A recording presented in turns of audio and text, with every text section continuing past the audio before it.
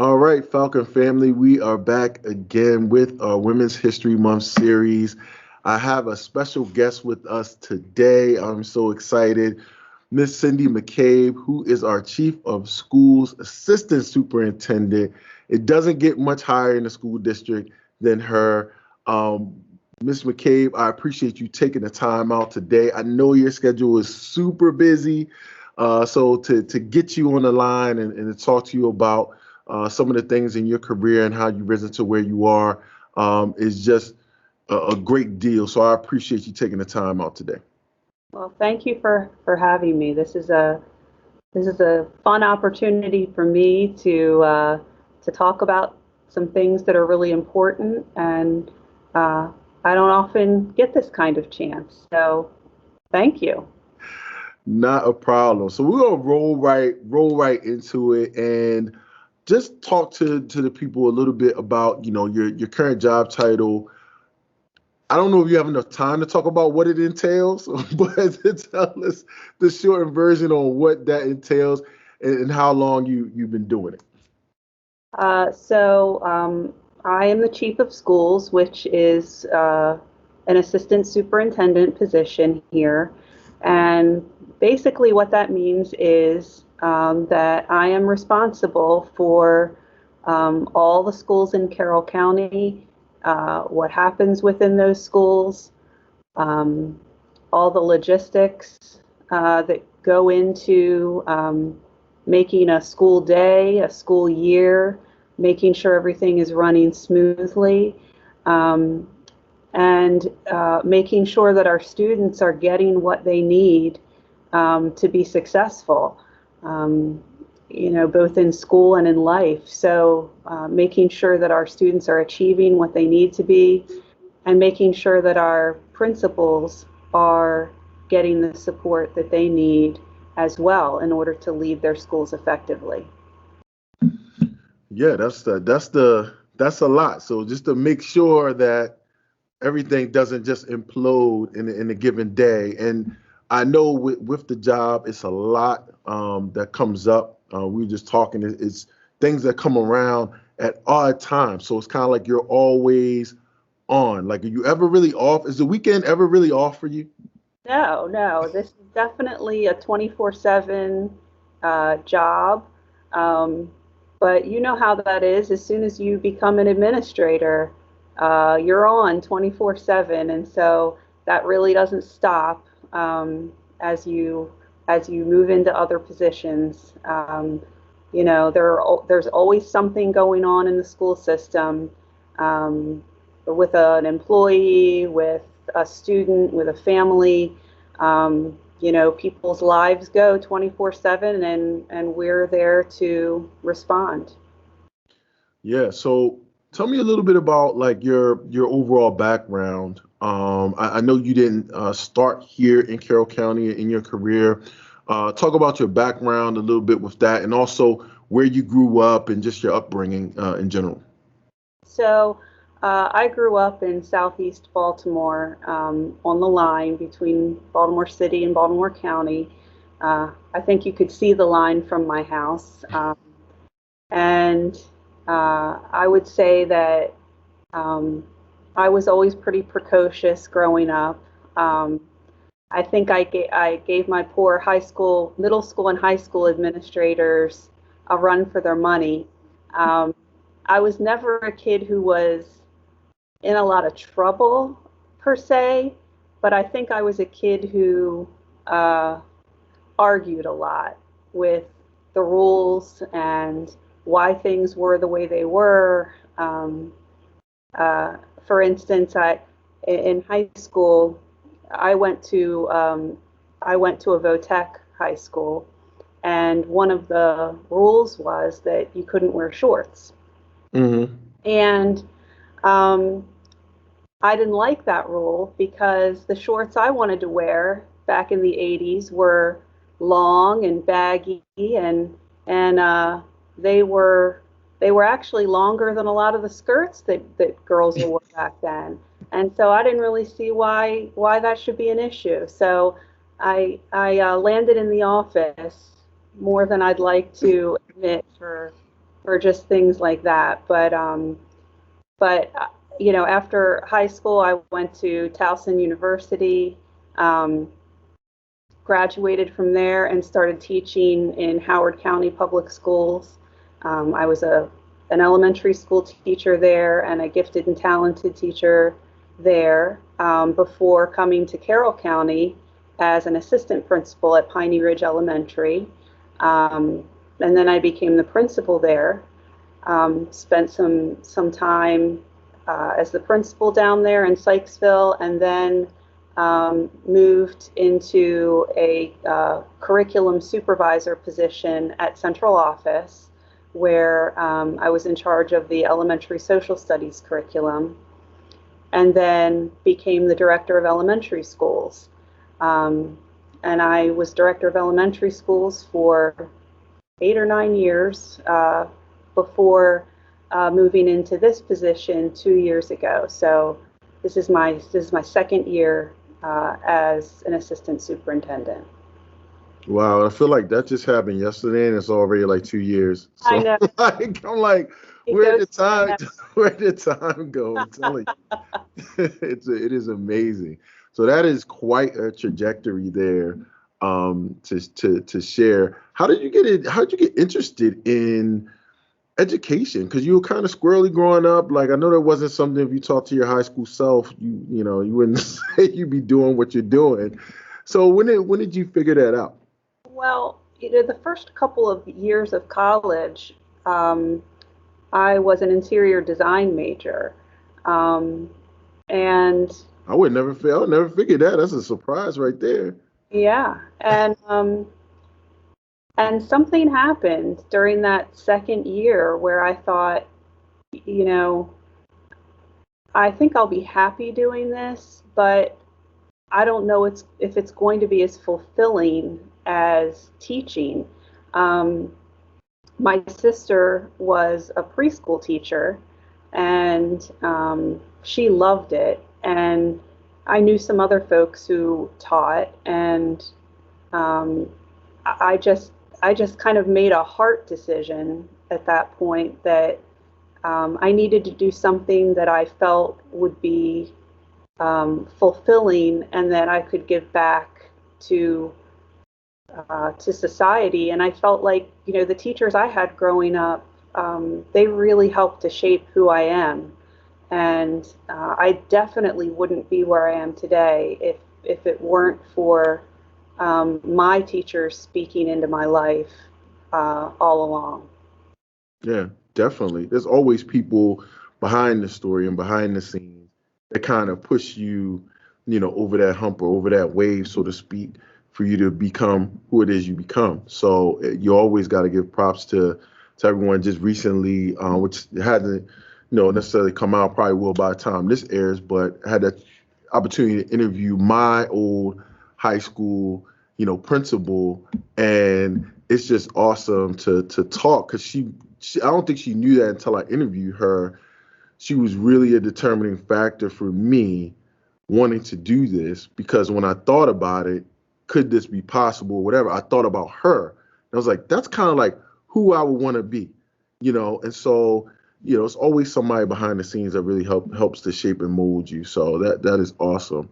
What I guess, what did it really take for you to get to where you are? You're pretty pretty high up there. So what did it take for you, and what credentials and everything else did you have to have, or currently still working on? Like, how did you attain all those things? So, um, I got a master's degree at University of Maryland College Park back in the late 90s, um, and made sure that I had a certification in administration and supervision. I needed that to become an assistant principal. Um, and then once I had that, I really focused on the work for a while of um, focusing on my school and what I could do to make it better, um, what I could do to improve student achievement, and that's what I'm really passionate about. Um, and then I would say a few years later, once I was a supervisor, I went back and started a doctoral program.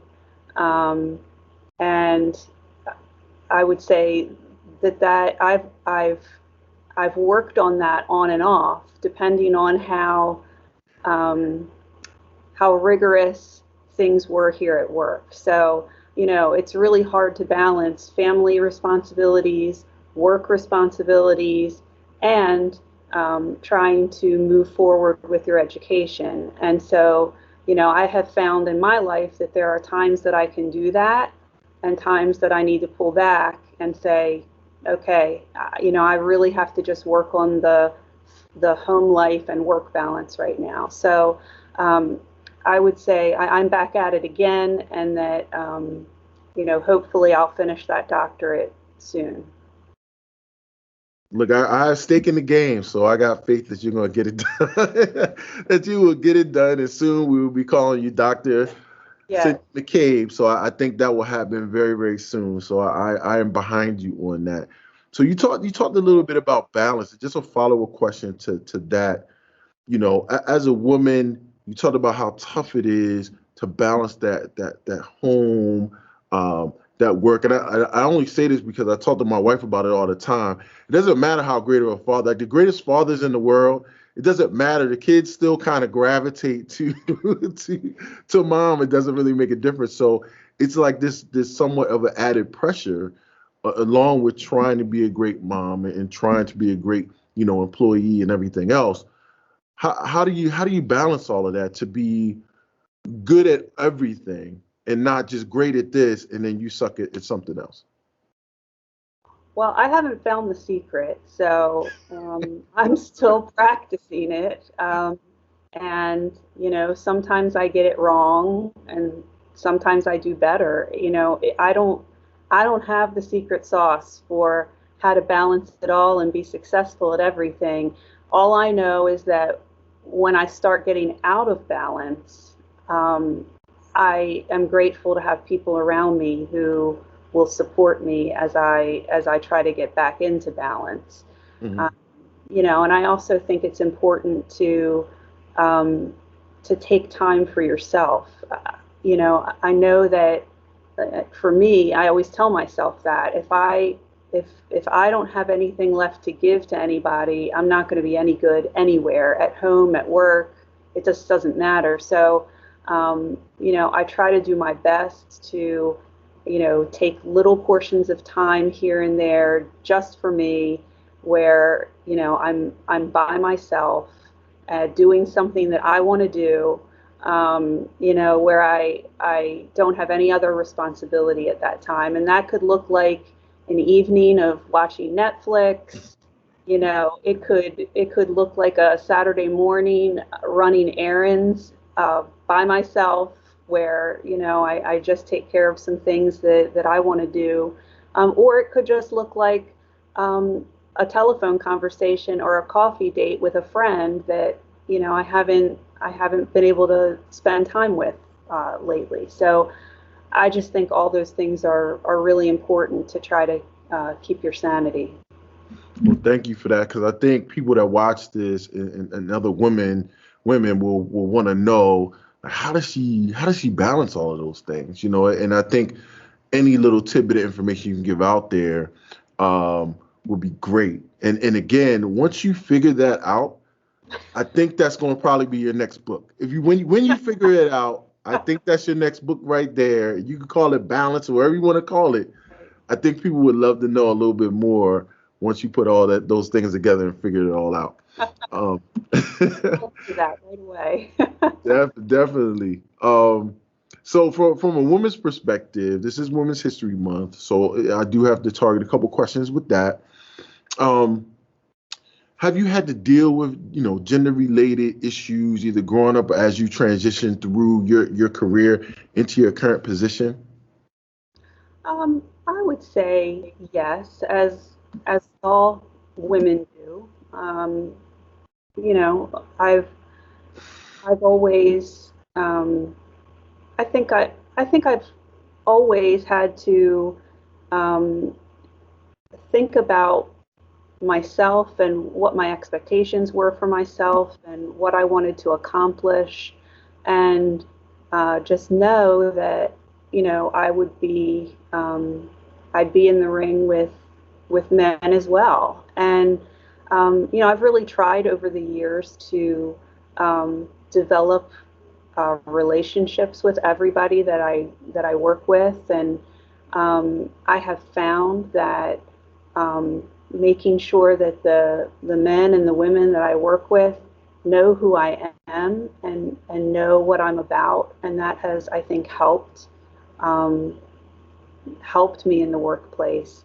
And also, I think what helps is just focusing on the work. I think that when you're focused on your goals for your job, and you make those goals, you meet those goals, that speaks for itself. So I feel like I've been fortunate enough in my career that that my accomplishments have kind of gone before me, and I haven't really had to. I really haven't felt the need to have a megaphone to, basically tell the world what I've accomplished and that I'm ready to move forward. I feel like things have happened when I was ready for them to happen. And yes, while there have been certain frustrations along the way, I would say that overall, my career path has been a very positive experience. Awesome. Well, I think that everybody's plight is different. And I think, knowing you a little bit, it doesn't surprise me, just because, like I said, your demeanor and everything else and how you go about your business every day, I think kind of commands, that respect, no matter what gender you are. So I think you do a really good job of, like you talked about, letting people know who you really are, and not trying to be something that you're not. And I think there's power in that. So I appreciate it. Yeah, I think authenticity is really, really important. Just be who you are, and like I said, get the work done. I think you garner a lot of respect when you get the work done and people can see what you've accomplished. Yeah, I agree. Um, what everybody kind of has like a hero in life, somebody either they pattern themselves after, or that is a constant motivating factor for them. Who is that for you, Cindy? Like who motivates you? Like who is a hero in your life? Um, I would say I've had little pushes along the way. I would say the biggest hero in my life, uh, biggest female hero in my life, has been my older sister. She's 9 years older than me, so it was almost like I had two moms growing up. She certainly was a mother to me, and she was one who supported me very much. I'm the first person in my family to graduate from a four-year college. Wow. And so she supported me along the way, and, gave me words of motivation when I needed it, and still does. We're very, very close. And I would also say that my teachers along the way, as I spoke about earlier, really pushed me. I think they saw something in me that they wanted to nurture, and I think they gave me expectations for myself that I didn't really understand, or really want to understand it at the time. I know I had elementary, middle, and high school teachers who all told me that I had to go to college. And at the time, I didn't want to. I wasn't really interested in that. Mm. And, they spoke into my life at different points. And because of them, um, I I did end up going to college and ended up where I am. But, you know, I think we always say as educators, you know, we tell each other, you never know the impact you're going to have on a student with maybe one statement you say to them. And that is so true because I can remember like I'm watching a movie, Mm-hmm. different points in my life and having teachers say things to me that maybe I didn't want to hear, but that I needed to hear at the time, that motivated me to where I am today. Right. So I will give shout out to all the teachers out there, the ones that ones that still they're probably retired now, but the ones that still around, like, props to all of them. And I think that's a message to all of our current teachers and employees at CCPS. No matter what it is that you do, I tell people, staff in my building, it doesn't matter, whether you're the custodian, an IA, doesn't make a difference. When you're in this building, you are having an impact on children. It doesn't make a difference what you do. And you'll be surprised what that impact will be later on in life. Like you said, very simple, a conversation, a phrase. Sometimes it's just a greeting. Yeah. I know kids that, man, you say good morning to me every day, like that's really uplifting to me. It really changes and helped me through a difficult patch in my life. So you never know what kind of impact that you're going to have on a young person. So it's awesome that you shared that. I have to take it back to women. Do you feel as though with everything that's gone on, from the time you're growing up and seeing, like, you're talking about not being able to wear shorts and all that type of stuff to now, like, have you seen women progress over the years, and do you think that there needs to be more progress? I've definitely seen progress over the years, and I think there needs to continue to be progress. Um, sometimes there are days where I think we've really gone far, and then there are other days that I think, oh my gosh, we haven't gone anywhere. So it's a mixed bag, depending on the day and what's happening and who I'm interacting with. But I am very grateful for the women who have gone before me, to give me the rights and opportunities I have today. Someone has to be the one to kind of go through the pain, to break open the opportunities for the next generation. And so, I am living in that opportunity right now, and I'm hoping that I'm creating more opportunity for women who are coming after me. One thing I would say is we are in a profession where, women have been welcomed into it and really have led it for generations, but women aren't as lucky in maybe some other professions that have been more male dominated. So, my hope would be that women would be able to make more progress in fields that they want to be in, that they haven't maybe had the opportunities to be in at this point. Yeah, awesome. I think you're a living, example of that, each and every day. Because, like I said, your career is still, moving forward. I think you have some years left in the tank. I tell you, you don't get a doctorate for nothing. So the fact that you're getting it means that you still have some work that you want to do, which is awesome. So I think as you continue on in your career, I think you're even going to be more of a beacon of light to those women out there. So that's something for you to think about as you move forward. Definitely. Speaking about, the past and standing on shoulders of other great women, like, what does Women's History Month mean to you? I know when I talked to some people, they didn't know it was Women's History Month, and the fact that I'm doing this is to shed light that, like, yes, March is Women's History Month, and we need to be treating it as an important month for women. What does it mean to you? I think it shines a light on women and everything that we've contributed to society. I hope that it also reminds us that I think the biggest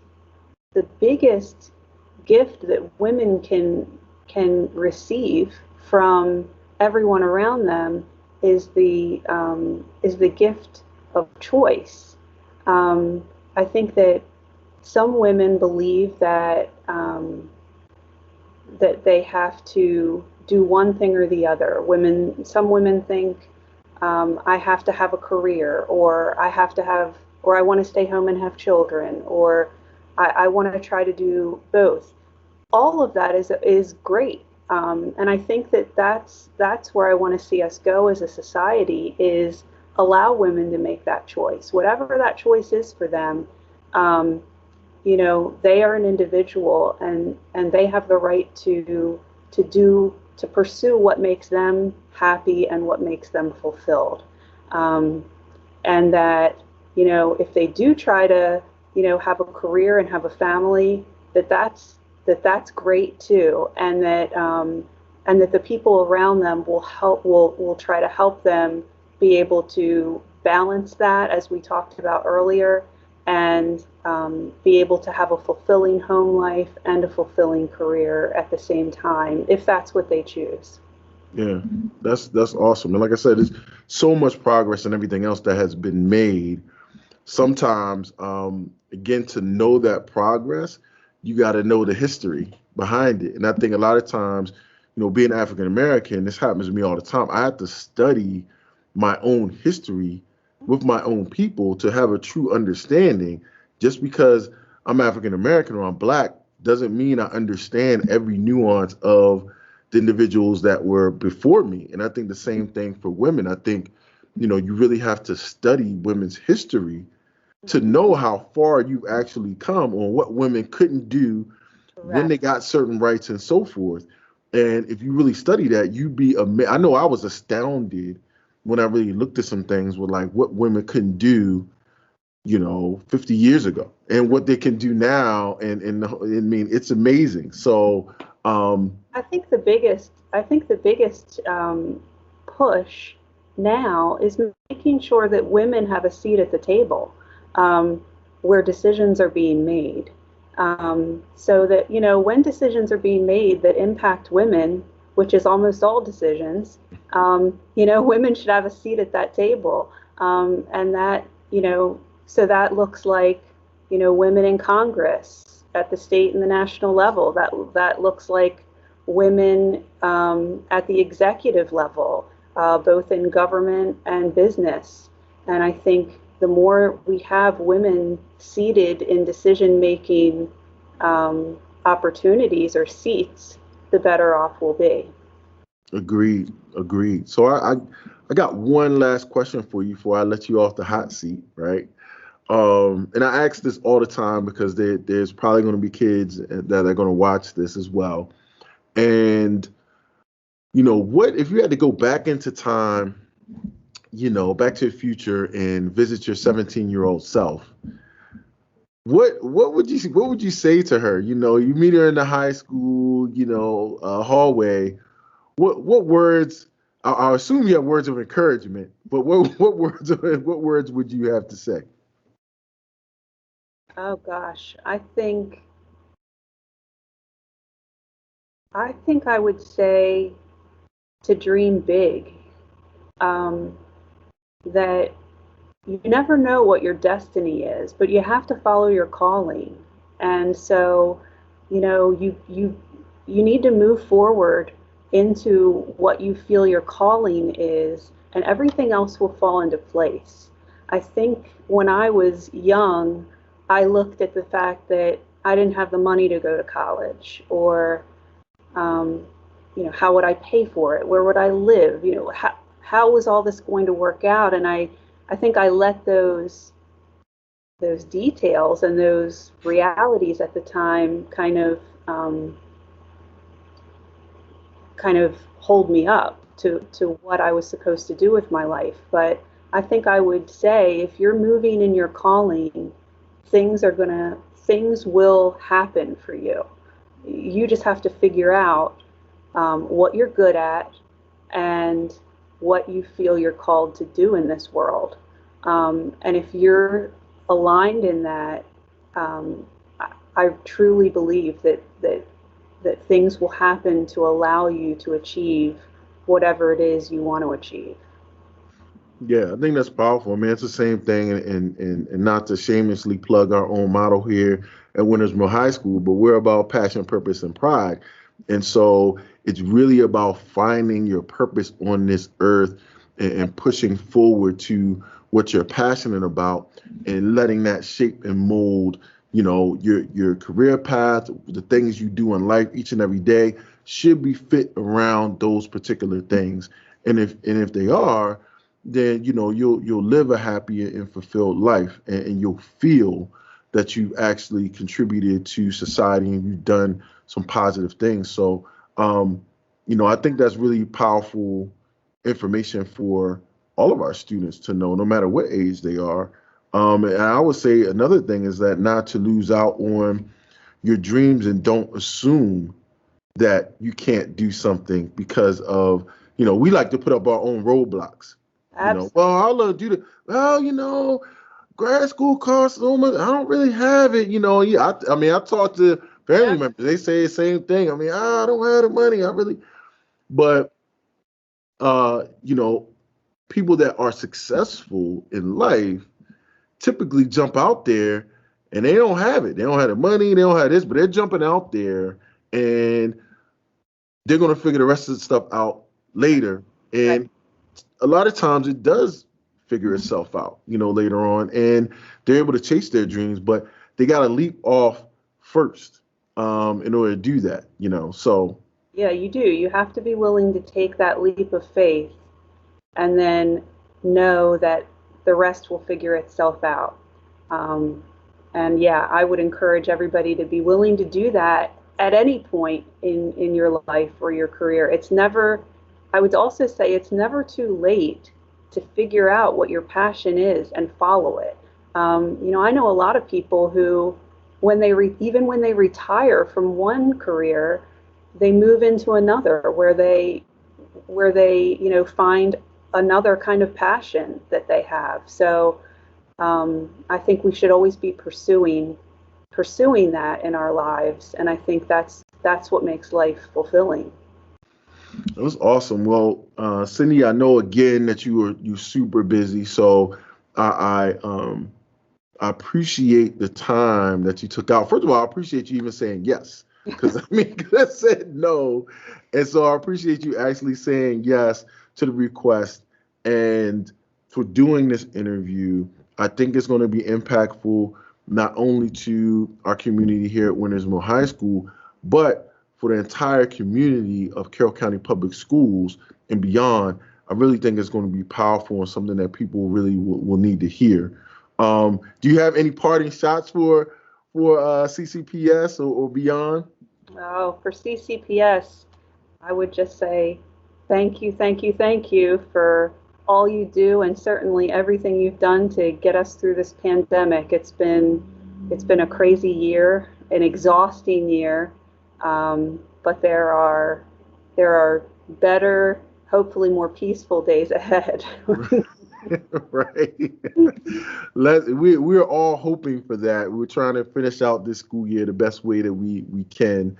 So I do believe there are better days in the future. So Cindy, thank you so much. I appreciate it. And I'm sure we will see each other very soon. Yes, we will. All right.